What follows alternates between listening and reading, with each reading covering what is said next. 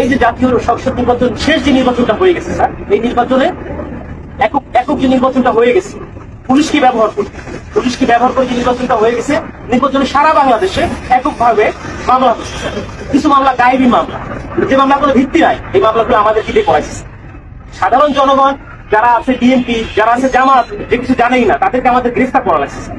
জনগণের মধ্যে আমাদের যে শত্রুতা হাসিনা পুলিশ বাহিনীকে দিয়ে কি পরিমাণ জঘন্য কাজ করত, গোটা পুলিশ বাহিনীকে এমনভাবে লেলিয়ে দিত মানুষের উপর, বিরোধী দলীয় নেতৃত্বের উপর, নেতাদের উপর। এই শেখ হাসিনা পুলিশকে ব্যবহার করে দীর্ঘ 16টা বছর বাংলাদেশে এক জুলুম নির্যাতনের এক স্বৈর শাসনতন্ত্র কায়েম করেছে। পুলিশ তাদের কথা শুনে আজকে পুলিশের অধপতন।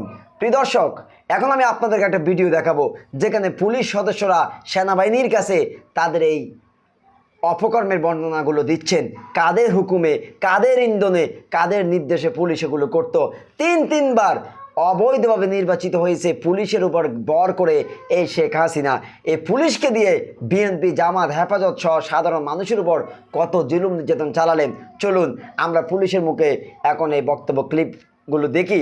পুলিশ সরাসরি সেনাবাহিনীর কাছে তা বর্ণনা দিচ্ছেন। এই যে অধপতন স্যার, বাহিনী হিসেবে যে পরিচয় দিব আমি পুলিশ, এই পরিচয় দিতে স্যার ভয় লাগে, লজ্জা লাগে স্যার।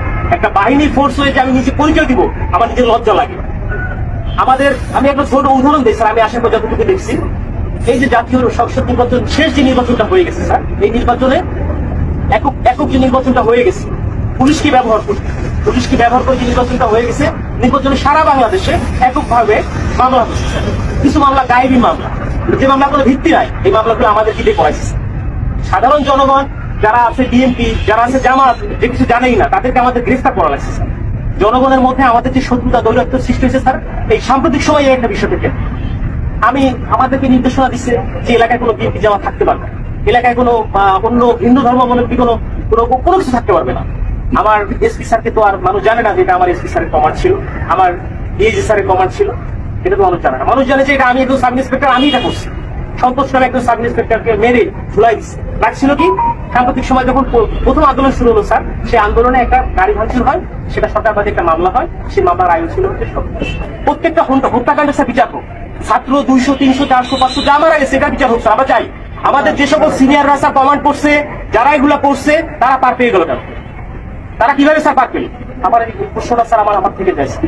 কেন যারা অন্যায় করলো, যারা আমাদেরকে মানুষের কাছে শত্রু হিসেবে দাঁড় করাই দিল, তারা কেন স্যার পালিয়ে গেল? প্রিয় দর্শক, পুলিশের এই কষ্ট এবং এই অভিযোগ একেবারে যথাযথ সত্য।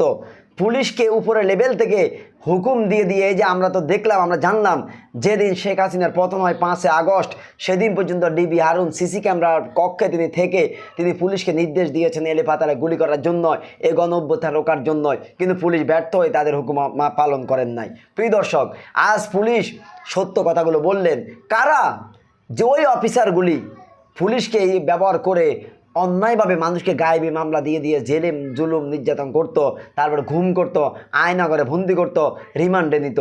আজকে ওই অফিসারগুলো ঠিকই পালিয়ে গেল, কিন্তু সাধারণ পুলিশগুলো মার খেলো, থানা জ্বালিয়ে দিল, তারা আজকে দোলের রূপে পলায়ন করতেছে।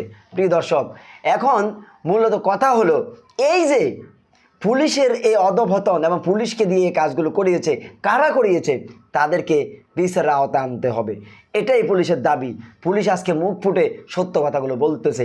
আসলে আমরা তো পুলিশকে খারাপ মনে করি, পুলিশকে আমরা মারি, কিন্তু পুলিশ তো হুকুমের গোলাম, এই কথাটা আমরা বুঝতে অনেকে চাই না, কিন্তু এটা সত্য।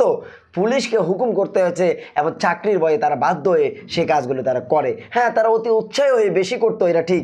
তাদেরকে যদি বলে 50% তারা করতো, সেখানে 200%, এটা তাদের কিছু বাড়াবাড়ি ছিল, আর থাকবেও না কেন?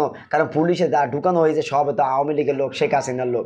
প্রিয় দর্শক, আমি মনে করি এই পুলিশদের দাবি অনুযায়ী ওই সমস্ত অফিসারগুলিকে বিচারের কাঠগড়ায় এনে যথাযথ শাস্তি দেওয়া জরুরি।